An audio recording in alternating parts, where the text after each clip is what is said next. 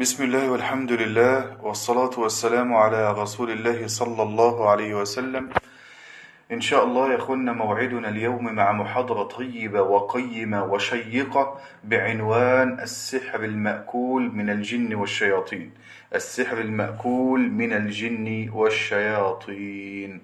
محاضرة طيبة جدا جدا جدا يا إخواني، وجزاكم الله خير الجزاء على حسن الاستماع. اللهم صل وسلم على سيدنا محمد. اللهم صل وسلم على سيدنا محمد. من دخل يا إخواني فليلقي التحية والسلام. من دخل يا إخواني فليلقي التحية والسلام ويصلي على النبي عليه السلام. اللهم صل وسلم على سيدنا محمد. اللهم صل وسلم على سيدنا محمد. هل الصوت طيب يا إخوانا ومسموع؟ هل الصوت يا إخوانا طيب ومسموع؟ اللهم صل وسلم على سيدنا محمد. معلومات طيبة جدا يا إخوانا هتسمعوها، طيبة جدا جدا، ومعلومات حصرية ليس لها مثيل، ومن وجد لها مثيلا فليخبرنا لكي نتعلم ونستفيد. اللهم صل محمد. اللهم صل وسلم على سيدنا محمد. الصوت مسموع يا إخواني؟ الصوت مسموع يا إخواني؟ اللهم صل وسلم على سيدنا محمد.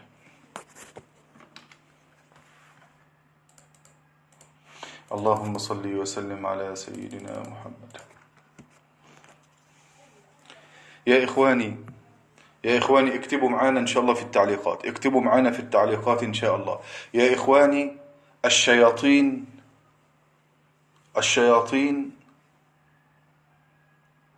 ألاعيب الشياطين لا تنتهي. ألاعيب الشياطين لا تنتهي، وكل يوم في عالمهم هناك الجديد. هؤلاء الشياطين ألاعيبهم لا تنتهي، وكل يوم في عالمهم هناك الجديد. والإطعام المنامي عند المصابين هي لعبة من ألاعيبهم. إذن ما هو الإطعام المنامي؟ الإطعام المنامي هو كل ما تأكله، هو كل ما تأكله وتشربه، هو كل ما تأكله وتشربه، سواء شيئا تحبه أو تكرهه، سواء بالإرادة أو مغصوبا عليك. هذا هو الإطعام المنامي. يأتيك في المنام، يأتيك في المنام على هيئة أكل أو شراب، سواء كنت تحبه أو تكرهه، سواء كان بإرادتك أو مغصوب عليك. والإطعام المنامي أشكال وألوان، قد يكون أكل أو رش أو شرب أو تبخير. وصلت يا إخواني؟ هذا هو الإطعام المنامي. الإطعام المنامي الحقيقي والوهمي. هناك إطعام حقيقي ووهمي. الحقيقي تصحى من نومك عندك صداع وضيق في الصدر وتعب في البطن ورغبة في الاستفراغ، عاوز أتقيأ وعدم وميل للقيء يعني وفقدان الشهية. ده إطعام منامي حقيقي. وقد يجد البعض أثرا للطعام في فمه أو يده، فعلا يجد كأنه فعلا كان بياكل ويمضغ شيئا في بين أسنانه ولعابه. وصلت يا إخواني؟ وقد يجد أثرا للطعام في فمه أو يده. ولا بد وأن تعلم أن الإطعام المنامي مهما كان هدفه فهو ضعيف جدا. مهما كان الإطعام من الجن والشياطين فاعلم علم اليقين أنه ضعيف. لو علمت أنه ضعيف خليك عاقل. ضعيف وخليني عاقل؟ بقول لك خليك عاقل. فالضعيف لا تهوش عليه ولا تشغل بالك به، اتركه، ليس له قيمة. انت بتحارب في جبهات تانية، في أولويات تانية. اوعى تنشغل بعلاج الإطعام المنامي، ليس له قيمة وليس له وزن.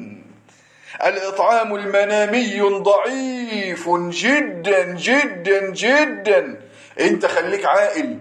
اصل المصاب احيانا عقله مش شوية، خدوا بالكم، عقل المصاب بيبقى شوية كده، مش قادر يفهم، مش قادر يستوعب. عندي إطعام منامي، ما العلاج؟ علاج ايه؟ علاج ايه؟ عندي جن عاشق، ما العلاج؟ علاج ايه؟ عندي عين وحسد، علاج ايه؟ عندي شيطان حسد، علاج ايه اللي انت بتبحث عنه؟ بتبحث ايه؟ بتبحث عن ايه؟ العلاج له تقديم وتأخير، فقه تقديم وفقه تأخير.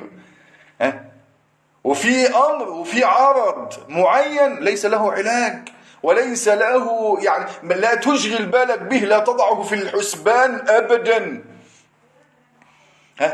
إذن ما العمل مع الإطعام؟ الإطعام يا أخوانا لا نحاربه، بل نعالج أصل الإصابة، بل نعالج الأصل. أنت بتعالج الأصل. أصل المشكلة عندك عين، عالج العين. أصل المشكلة عندك الصداع، علاجه إيه؟ مفيش حاجة اسمها الصداع علاجه إيه. لو فهمت دي هتطلع من الغيبوبة اللي انت عايش فيها والمعالجين معيشينك فيها. أقوى علاج للصداع، اسمع دي، اقرأ دي، شوف دي، ولا أقوى ولا حاجة. طب أنا سمعتها، قرأتها، الصداع راح الحمد لله، بارك الله فيك، تاني يوم الصداع رجع. واحنا انت مطول معانا بقى، سعادتك مطول معانا بقى، سعادتك بقى عايش معانا بقى. الحمد لله الصداع راح، الحمد لله الصداع رجع، الحمد لله. لا، هو ده علاج؟ انت تظن ان ده علاج يعني؟ إطعام منامي ليس له قيمة. ليه؟ لأن الإطعامات المنامية من الجن والشياطين ضعيفة ليس لها قيمة. لا نحارب الضعيف ولكن نحارب القوي اللي هو أصل الإصابة، سواء كان سحر، سواء كان عيون في الجسد، سواء كان عشق في الجسد. نعالج الأصل. نعالج الأصل يا أخو. نعالج الأصل. مين هيكتبها؟ مين هيكتبها؟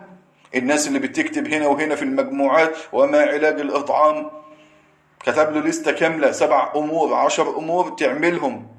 طب أنا عملتهم وبرضه نمت وحصل إطعام، يبقى ده مش علاج. كل اللي بتقول عليه بعمله لكن الإطعام ما انتهاش، ما هو ده مش علاج. أنت ماشي بعشوائية، أنت ماشي بعشوائية، أنت ماشي بعشوائية، أنت ماشي تخبط، أنت تتخبط في العلاجات. ليس أمامك إلا الفهم، ليس أمامك إلا الوعي قبل السعي. انت قدامك حل من 2، لا تعيش سنين طويلة المؤشر طالع نازل، وإما تتعلم وتفهم عشان ننتهي من الإصابة بدري بدري. عايزين ننتهي بقى منها بدري بدري، مش عايزين نعيش بقى حوالين الإصابة. ناس أعرفهم بقى لهم 3 سنين في المجموعات و4 سنين و5 سنين، وناس أعرفهم والله من 2000 قالوا كده، قالوا من 2004 وإحنا في المنتديات والمجموعات وما زلنا مصابين. انت عايز تبقى زيهم؟ مين عايز يبقى زيهم؟ مين عايز يبقى زيهم؟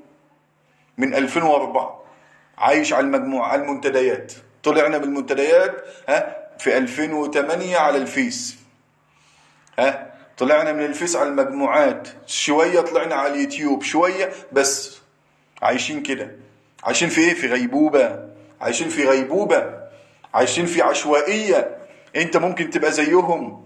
بنقول لك انت احمد ربنا انك بتسمع الان عشان تطلع من الازمه دي. الاطعام المنامي ليس له علاج. لماذا ليس له علاج؟ لكل داء دواء؟ لا، لكل داء هذا ليس داء حتى نضع له دواء.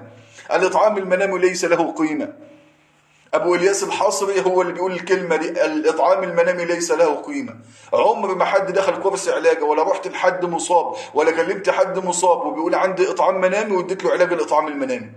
قلت له الإطعام المنامي سببه سحرا مأكولا، نظف البطن ينتهي الإطعام. طب صحيته بطني وجعاني، اشرب مية مرئية وخلاص على كده والموضوع منتهي، وعيش حياتك وكمل على علاجاتك.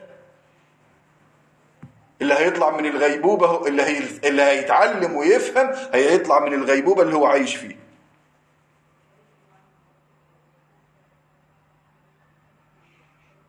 يا اخوانا، اللي هيطلع، اللي عايز يطلع من الغيبوبة اتعلم، افهم.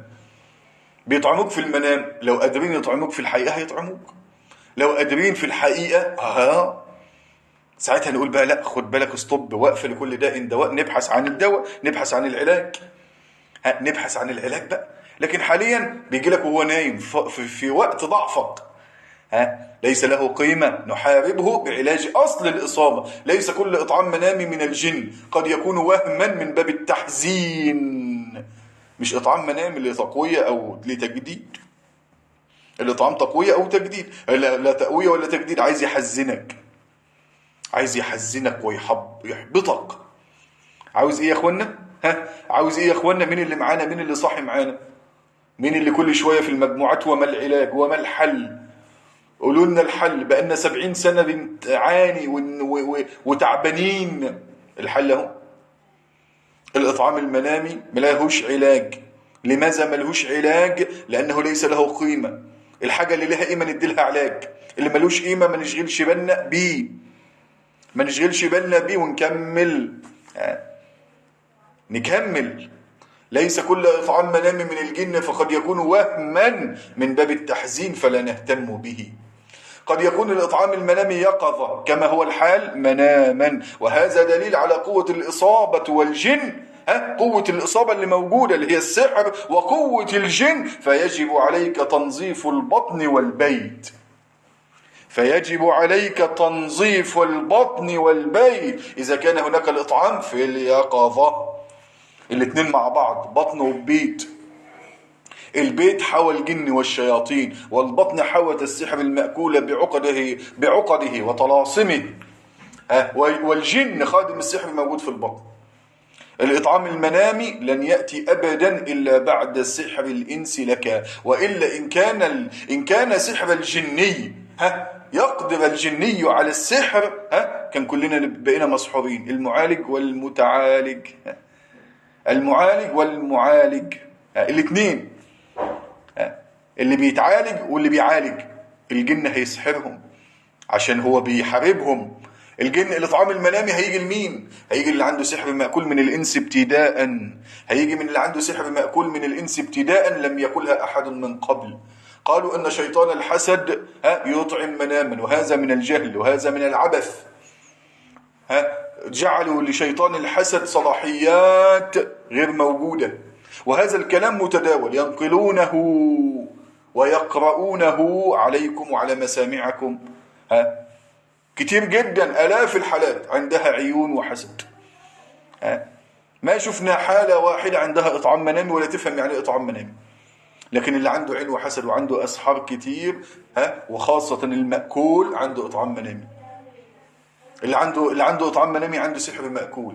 اللي بيقوم من النوم بطنه وجعاه ودماغه مصدعة ومل القيء وفقدان للشهية ووجع وألم في البطن أو في المعدة، عنده سحر مأكول من غير ما يقول لي.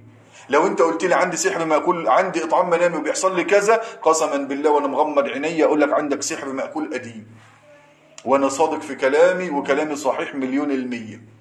وشخصتك بعرض واحد، وهذا ما يسمى بفن التشخيص.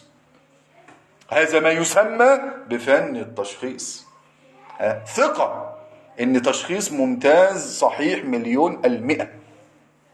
خد بالك، عندك إطعام منامي وتقوم تعبان، عندك سحر مأكول من الإنس، من دمك ولحمك اللي أذاك.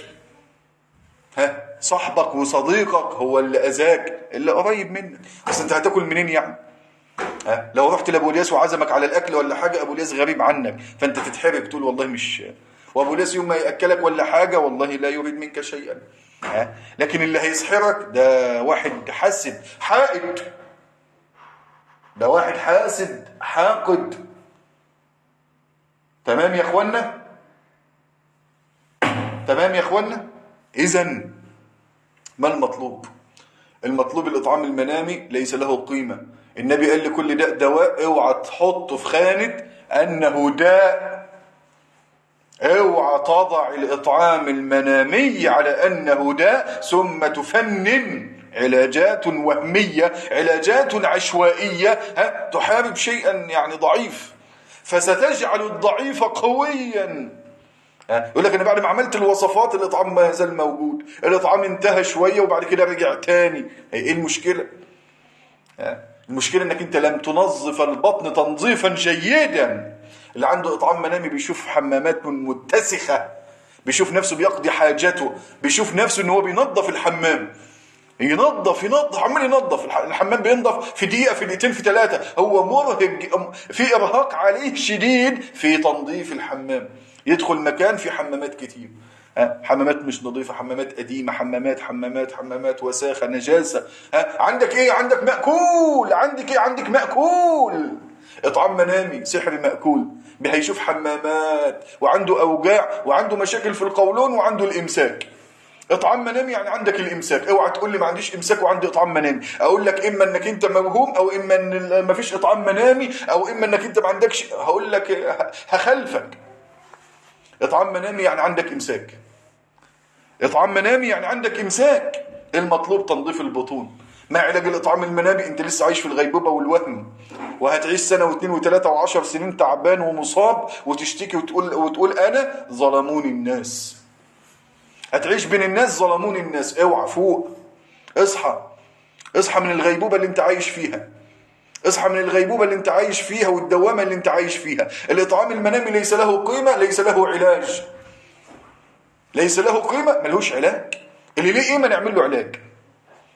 عندي سحر مأكول ليه علاج، مشروب ليه علاج، مدفون ليه علاج، مرشوش ليه علاج، معلق ليه علاج، مشموم ليه علاج. كل سحر من الانواع الستة له علاج.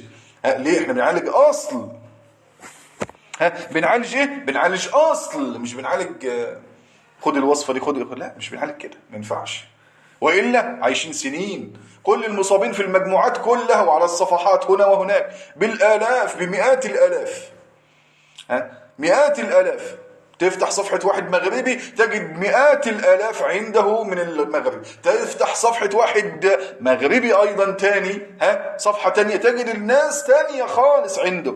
تفتح صفحة ثالثة ناس بعيد تاني عنده. ليه؟ الأمة الآن دلوقتي السحر بقى منتشر جدا. تفتح صفحة أخ مثلا جزائري عنده مثلا 100,000 200,000 ولا حاجة، أهل الجزائر عنده كلهم. يا الله، إيه ده؟ تفتح صفحة ليبي كل أهل ليبيا. تفتح مصر تلاقي مئات الألاف. ليه؟ عايشين في الغيبوبة. طب ليه عايشين في الغيبوبة؟ بسبب عدم وجود المعالجين الشرعيين الثقات مش موجودين على أرض الواقع، فخرجوا إلى المواقع. أهل الدين، أهل العلم، أهل التخصص مش موجودين على قولوا يا أخوانا مش موجودين يا أخوانا، ونسيبوها لأبو إلياس واكتبوا تحتها حصري: المصاب لم يجد على أرض الواقع من يعتني به، من يهتم به، فخرج إلى المواقع. خرج على المواقع لعله يجد ضالته. الإطعام المنامي ليس كل إطعام منامي من الجن، فقد يكون وهما من باب تحزينك، إحباطك، فلا تهتم ولا يشغلك. قد يكون الإطعام المنامي يقظة كما هو الحال مناما، وهذا دليل قوة الإصابة اللي هي أصل الإصابة السحر، ودليل الجن الموجود خادم السحر. فيجب عليك تنظيف البطن والبيت. إطعام منامي يكون من سحر الإنس ابتداء، ويكون في السحر المأكول والمشروب. اوعى تقول لي شيطان الحسد يطعمني مناما. اوعى تسرق منشورات من هنا ومن هنا وانت مش فاهم حاجة وتقول ان ده شيطان حسد. الحالة تقول لها انا عندي عيون وعندي حسد وعندي كذا وعندي كذا وعندي إطعام منامي، فتقول لها عندك شيطان حسد بيطعمك مناما، او عندك الله يا عم الشيخ ده عنده سحر مأكول. اصل هو قال انا ما حدش ياكلني ولا يشربني، احنا قاعدين لوحدنا من زمان. يا عم ما تاخدش بكلام المصاب، فتش معاه شويه، اتعب معاه شويه، هتوصل ان في عنده سحر مأكول من الانس اولا ابتداء.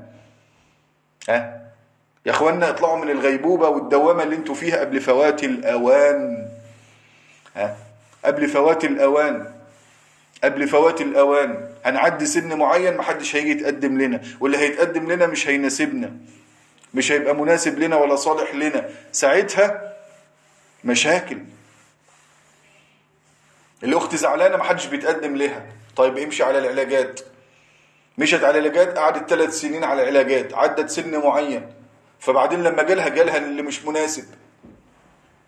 فكل الأهل بيضغطوا عليها اقبلي اقبلي اقبلي، فقبلت الغير مناسب، طلع فعلا غير مناسب، بهدلها آخر بهدلة، رجعت اتطلقت، رجعت تاني إلى بيت أهلها سواء معاها عيل أو ما معاهاش. تقابل تعطيل وتقابل العذاب أشكال وألوان. ليه ما تعالجتش صح؟ ليه ما فقتش من الغيبوبة اللي هي عايشة فيه؟ ما العلاج؟ ما العلاج؟ ما العلاج؟ العلاج أولا فهم. اللي مش هيفهم مش هيتعالج، اللي مش هيفهم مش هيتعالج. ما فيش معالج هيدي لك رقية ولا هيدي لك وقته، مش هيدي لك وقته، لأن عنده زحمة، عنده ناس، عنده كتير. انت جزء من 100 جزء، عنده 100 حالة، انت واحد من 100. هيهتم بيك ازاي؟ طب ايه المطلوب؟ اتعلم، افهم، تثقف. لابد ان يكون عندك ثقافة العلاج وثقافة التشخيص. عرفت ان الاطعام المنامي ملوش علاج، ماشي على علاجاته ليه؟ عرفت ان هو ضعيف ليس له قيمة ولا وزن، ولكل داء دواء، لما يكون في داء حقيقي نديله دواء حقيقي كده، يبقى في معادلة، الحمد لله شوفينا. لكن الآن دلوقتي لا، انت وضعت عندك 70، انت عملت 70 مشكلة ب70 علاج، هتطلع امتى من الدوامة؟ يا اخوانا هتطلعوا امتى من الدوامة؟ هنطلع امتى من الدوامة؟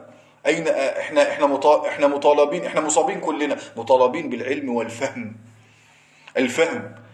بنقول لك ما فيش علاج للإطعام المنامي، لا ننفي وجود الإطعام، لا، الإطعام موجود، وموجود بسبب السحر المأكول، وبنقول لك ملهوش علاج. أول شيخ في الوجود قال لا يوجد للإطعام المنامي علاج.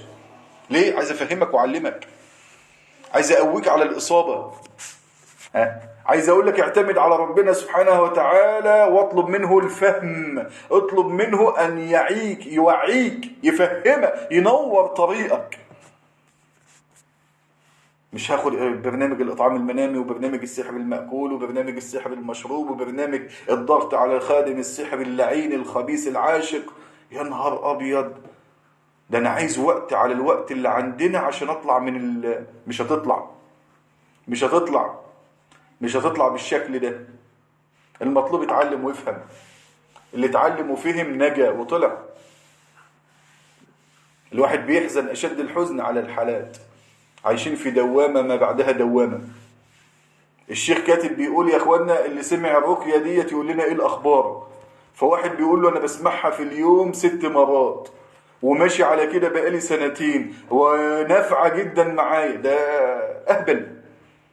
اهبل مصاب اهبل، بعايش 2 وكل يوم بسمعها 3 4 مرات 5 مرات والحمد لله، ولما بتعب شوية بسمعها برتاح. يا سلام يا سلام. ايه ده بقى؟ طب ال2 ايه اللي انجزته فيه؟ لا اتجوزت ولا جبت عيل ولا سافرت ولا اشتغلت ولا كذا، بل بالعكس ممكن الديون زادت وتلتلت عليك مع وجود المشاكل، مع وجود الإصابة، مع ان الجن خد بقى ايه، خد في نفسه مقلب وقال انا لا يقدر علي احد.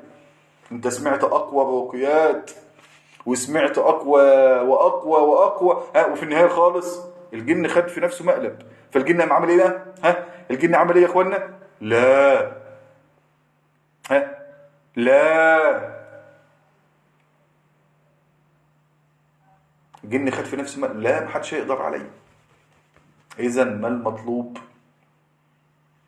العلم، ان انا اتعلم وافهم ايه اللي عندي وعالجه ازاي. اطعام منامي ملوش علاج. اول معلومه خدتها، وقف نفسك. لو انت عندك سحر مأكول واطعام منامي ملهوش علاج، وقف العلاجات اللي انت بتعملها وعالج اصل الاصابه. وعالج ايه؟ اصل الاصابه. وسط يا اخوانا، اعالج اصل الاصابه. تمام يا اخوانا؟ طيب، احيانا وانت ماشي في العلاجات، تبدأ في العلاجات يزداد عليك الإطعامات المنامية. تزعل؟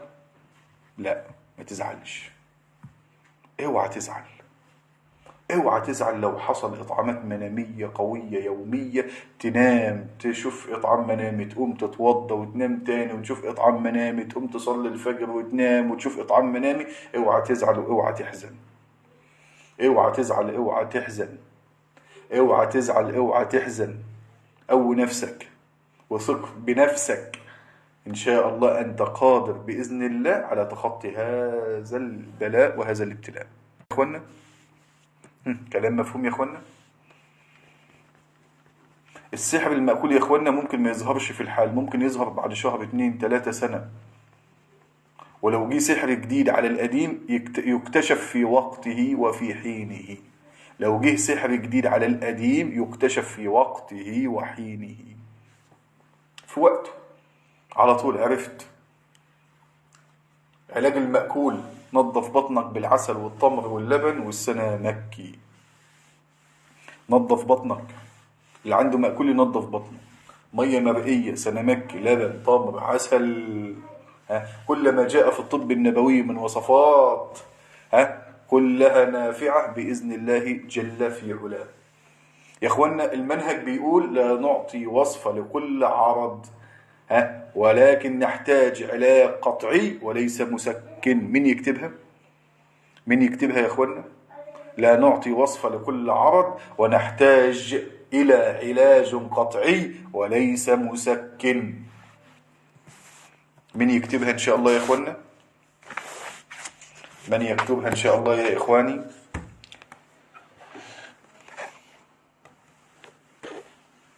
وقد يسأل سائل، رغم تنظيف البيت يا أبو إلياس ما زال الإطعام المنامي. نقول حينها يجب عليك تنظيف البيت أيضا. برضو نظف البيت مع تنظيف البطن. الحمد لله. وصلت يا إخوانا؟ وصلت يا إخواني؟ واعلموا يا إخواني أن من عنده إطعام منامي وأسحار مأكولة قديمة عنده اعتداءات جنسية قوية، أو يعاني من مشاكل جنسية قوية. تاني بقى النقطة والمعلومة الجميلة الجديدة في فن التشخيص. معلومة جميلة فين يا أخوانا؟ في فن التشخيص. الأستاذة جميلة ربنا يبارك فيكي بتكتب معانا، أم عيسى أنا عطست قالت يرحمك الله، يرحمنا ويرحمك ويهديك الله ويصلح حالك ويشفيك ويعافيك ويرضى عنك يا أم عيسى. أخونا سيد بيقول المنهج في المنهج وهو فن التشخيص لا نعطي وصفة لكل عرض ونحتاج إلى علاج قطعي وليس مسكن. عندك دور برد تاخد مسكن ليه؟ ما تاخد مضاد حيوي يوم 2 3 نخلص. ما هتعيش مع البرد أسبوع و2 وشهر كده. طب أنا هشرب أعشاب مش هاخد دواء. الأعشاب مفعولها طويل، لكن الدواء مفعوله مفعوله على طول. الأعشاب بتقعد بقى، اقعد على الأعشاب بقى، اقعد لك 10 أيام 20 يوم على الأعشاب بقى إن شاء الله. الأعشاب لا تصلح، الأعشاب لا تصلح لدور البرد بدون دواء طبي، بدون مضاد حيوي. بدون كده انت هتعيش بقى الأعشاب بقى، القرفة والزنجبيل والليمون والنعناع والسوائل مش ما انتش فاهم ايه المشكلة فين. تقول أعشاب ليه؟ مفعولها طويل يا ابن الناس، مفعولها ممتد كده، وقت تاخد وقت على ما تبدأ تشتغل معاك. لكن الدواء ربنا اللي خلقه. الدواء المضاد الحيوي ده هو ربنا اللي خلقه يا ابني، هو اللي خلقه يا بنتي. افهمي تعلمي. بناخده ونقول أنت الشافي يا رب، ناخد المضاد الحيوي وأنت عشان ما نقعدش فترة طويلة. ده فقه العلاج، ده الفهم بيقول كده. لكن أنا هجتهد في هدفي نفسي واخد الأعشاب، هنقعد 2 3 شهور، هنقعد على كده بقى 2 3 شهور. لكن مضاد حيوي 2 3 والشافي هو الله. رغم تنظيف البيت، رغم تنظيف البطن ما زال الإطعام. إذن يجب تنظيف البيت أيضا مع تنظيف البطون. لا نعطي وصفة لكل عارض. الأخت جو بتقول لا نعطي وصفة لكل عارض ونحتاج لعلاج قطعي وليس مسكن أو مضاد حيوي. تنظيف البيت مع تنظيف البطن المصاب بسحر المأكول حتى نمنع الإطعام المنامي. بنقول هنا اللي عنده إطعام منامي وعنده سحر مأكول وقديم، عنده اعتداءات جنسية أو عنده مشاكل جنسية، اللي عنده إطعام، مشاكل في الأرحام، مشاكل في العورات، مشاكل في الحمل، كل حاجة بتجيب حاجة بتجيب حاجة. وصلت يا اخوانا؟ وكده يبقى عنده رائحة كريهة تخرج من جسده، تخرج من أنفه، تخرج من فمه، تخرج من رحمها، تخرج من جسمها كله، ريحة الجسم وريحة الملابس. يا الله، دليل على وجود أصحاب في البطن. عالج وننوع الخطط العلاجية من تنظيف البيت والبطن والاستحمام بالماء المرقي بماء الورد والخل. بنقول هنا اللي عنده مشاكل، عنده سحر مأكول قديم وإطعامات منامية، عنده اعتداءات جنسية أو مشاكل جنسية أو مشاكل في المثانة وفي البول وفي الرحم وفي الإنجاب والخلفة وكذا وكذا. عنده سحر مأكول قديم يعاني من صداع، عنده سحر مأكول قديم يعاني من تقل على الأكتاف، عنده سحر مأكول قديم يعاني من تعب أسفل الظهر، عنده سحر مأكول قديم يعاني من بقع وكدمات تخرج على الجسد، عنده سحر مأكول قديم عنده نسيان وتوهان وسرحان وشرود، عنده سحر مأكول عنده تثاؤب بدموع. اوعى تقول لي التثاؤب بدموع هنحطه في خانة العين فقط. فن التشخيص بيقول لك يا فندم، فن التشخيص مع أبو إلياس بيقول لك يا فندم أن التثاؤب بدموع ليس دليل العين فقط، بل دليل السحر مع العين، والعلم عند الله.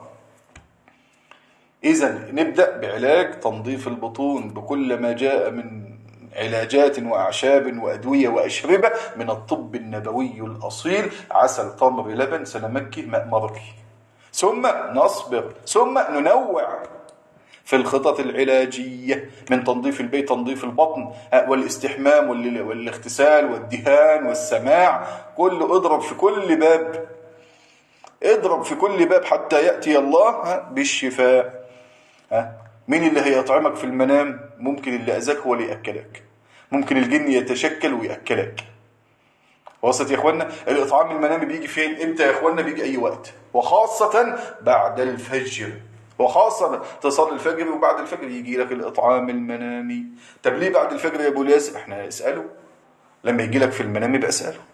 سؤال ليس له جواب، سؤال يعني اشمعنى بعد الفجر؟ كلام، أي كلام هنقوله بعد الفجر كلام اجتهادي، لكن الجواب هيكون عند الذي يأتيك ويطرق بابك ويدخل بدون استئذان ويطعمك في المنام بعد قيامك بالصلاة والأذكار. يبقى اسأله، ولو جاوبك يبقى قول لنا عشان نكتبها كده إن شاء الله. حصريات الجن وهنسميه أبو الياس، حصريات الجن أبو الياس. الإطعام المنامي يأتي أي وقت، في أي وقت، وخاصة بعد الفجر. قبل نومك عليك بأن تنوي ألا تأكل شيئا يقدمه لك الجني. تمام يا إخوانا؟ وصلت يا اخوانا؟ احيانا يكون الهدف من الاطعام زعزعه ثقتك يا اخي المريض واحداث حاله من الخوف والهلع لديك. اذا ما المطلوب؟ المطلوب تنظيف البطون، تنظيف البيوت، المطلوب تنظيف الارحام، مطلوب الدهان، الاغتسال، الشرب، مطلوب ان تعلم علم اليقين ان لا يوجد للاطعام المنامي علاج، لانه ليس له قيمه. ما تعملش اللي ملوش قيمه. اوعى تعمل اللي ملهوش قيمة. انت اللي غلطان. ملوش قيمة، عامل له قيمة ليه؟ عامل له قيمة وسيمة ليه؟ عمال تمدح فيه وتقول انا هعالجه وانا هدافع وانا، يا عم ملوش قيمة. هوش له كده يمشي، هوش له يمشي، تخافش منه. انت قوي بالله سبحانه وتعالى، أنت قوي بالله. ثق بنفسك واعتني بنفسك وبجسدك وبروحك، ومصدر قوتك هو رب العالمين. قوتك في نجاحك، وضعفك في فشلك وانهزامك، وصحتك قوتك. ويوم أجازتك يعني أنت في فين؟ في النادي، في بتتمشى شوية. يوم أجازتك جمعة، يوم اجازتك الجمعه ما تقعدش في البيت، اتمشى واخرج، وخرج العيال، واخرج من الاربع حيطان، واخرج يا بنت الناس من الاربع حيطان. تمام يا اخوانا، انسوا الماضي وما تخافوش من النجاح. تمام يا اخوانا، استعينوا برب الارض والسماء. جزاكم الله خيرا على حسن الاستماع، والسلام عليكم ورحمه الله وبركاته.